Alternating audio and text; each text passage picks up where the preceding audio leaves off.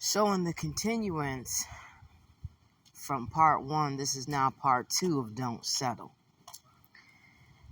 And as I was saying before, what they try to make it seem like they are and appear to be when you're talking about an ex, especially if it was a toxic situation and they were a narcissistic person, is how much of bullshit that you have to deal with because this person wants to control you. Some of them may be so Looney Tune that they really think that's love.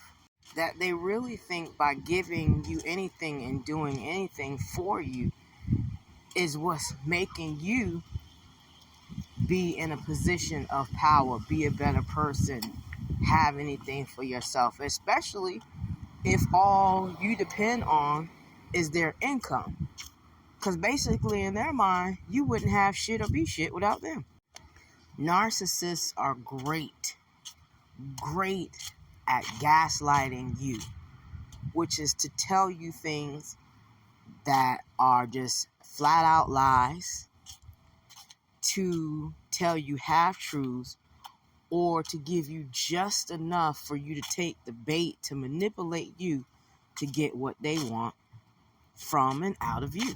The only real truth that you will actually get out of one of them is the fact that they are not sorry and what they're doing and how they're treating you, how they're disrespecting you, and everything else.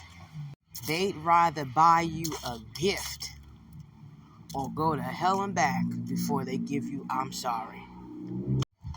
If you just so happen to get one by them parting their lying lips, a lot of time it's a gaslight. It's a last option or resort to getting what it is they want from you, which is to manipulate you all over again. And you remember when I said that it gets worse and worse every time you go back? For every lesson that you have to continue to repeat because you refuse to change, it's the definition of insanity. Repeating the same things over and over and over again. Repeating the same cycles over and over and over again, expecting things to be different. The reality is that it won't be. It's going to be the same old mess on a different day. The same old stress, maybe in the same day. The same meaningless pursuit of what makes them happy. And a lot of times what makes them happy is seeing you miserable. They will lie about cheating. They will lie about how much they make. They'll lie about where they're going. They'll lie about where they've been. All while turning and twisting everything you do and everything you say around to deflect the attention off of them and put it on you, so that basically you can get out their face and they can win whatever game they think they're playing. If and when you call them out on their bullshit, especially in public, you will see that mask, especially one that is not tempered correctly, one that doesn't have control over their anger. You will see them totally flip out and become a whole different jackass. They'll call you everything but a child of God. They'll hop in your ride and leave you wherever y'all was at. Some of them will even resort to physical violence. Like that man who lost his life senselessly by punching that woman in her face in front of her son over a disagreement about food. All because his pride and his ego could not take probably her telling the truth by telling him off. So they'll try to run up you by doing the things I just described. And don't be fooled. There are many different types that they come in. Some of them are silent.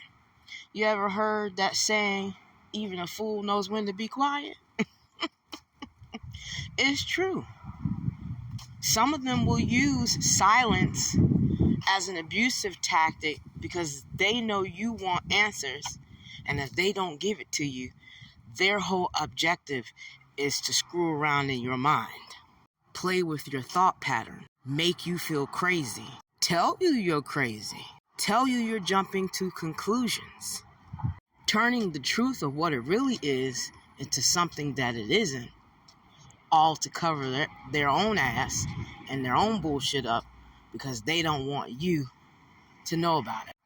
They'll make it seem like what you're saying will have no truth or merit. That is a point of them being dismissive. That is how they feel like they're taking the control back and the power back and putting you in your place. That is how they feel that they're winning, when all they're doing is building karma on their life. And if you continue to associate yourself with people, places, and things that do not serve you, the karma that they have coming for them will hit your ass too. Examples. What if someone was stealing on your job and you didn't know that's what they were doing, and they hid the money in your office desk drawer, and when loss prevention came, they found that stolen money in what is supposed to be in your possession, what you're in charge of? Do you not think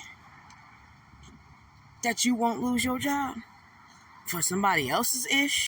Let's say you riding in a car with someone and they have something illegal in that car that you knew nothing about. Or maybe you did. And they got pulled over and that shit was found. Do you not think you not gonna go to jail too? Let's say this fool is a gambler.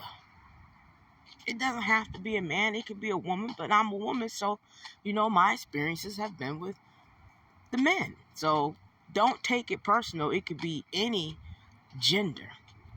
But let's say this fool is a gambler and they had access to your income in some way, shape, fashion, or form, and they took that income, your hard-earned ducats, and they completely wasted it. Now you've got to rob Peter to pay Paul. They calculating and pocket watching you because they know you might be getting paid every 2 weeks, especially if you're making more than them. They may say, well, let me just pawn this TV or your diamond ring to go ahead and make up for the bullshit I did. I'll get it out next week. And then that interest starts piling up, or that money don't roll in like it's supposed to, or he's trying to get at you, or she's trying to get at you, and they don't do what they said. Now shit is lost in the sauce. Don't think it won't happen, because it will. And it does all the time. A lot of us grew up with narcissistic family, okay? And we didn't treat each other with love and kindness. You weren't treated with the care and concern that you deserve. You weren't treated as if you were worth a damn. So what happens is, as you become adults, you tend to attract that same kind of energy, those same kind of people who treat you like that, because that's all you're used to. Becoming unused to it means to go within and start doing the healing work so that you can start breaking the cycles and the thinking patterns and the actions that cause you to attract those kind of energies and be in those situations in the first place. Stay tuned for part 3.